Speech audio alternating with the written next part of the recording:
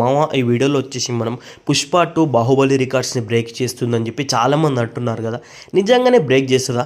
Can Pushpa 2 break Baahubali 2 records? ఇంత capacity Pushpa 2కి ఉందా లేదా అనేది ఈ వీడియోలో అయితే చెప్తాం. సో నెక్స్ట్ మీరు బాహుబలి రికార్డ్స్ బ్రేక్ చేస్తుంది అనే ముందు ఒక చిన్న స్టోరీ చెప్తా. బాహుబలి తీసింది ఎవరు? రాజమౌళి. అందులో చేసింది ఎవరు? ప్రభాస్. బాహుబలి తర్వాత బాహుబలి రికార్డ్స్ని బ్రేక్ చేయాలని చెప్పి అటు బాలీవుడ్ వాళ్ళు ట్రై చేశారు, చాలామంది కోలీవుడ్ శాండల్వుడ్ వాళ్ళు కూడా ట్రై చేశారు. కానీ ఏమైంది? బాహుబలిని టచ్ కూడా చేయలేకపోయింది. ఇవి అంతెందుకబ్బా, ప్రభాసే సాహో, రాధేశ్యామ్, ఆదిపురుష్ అంతెందుకు రీసెంట్ బ్లాక్ బస్టర్ సలార్ సినిమాతోని కూడా ట్రై చేసిండు. ఏమైంది?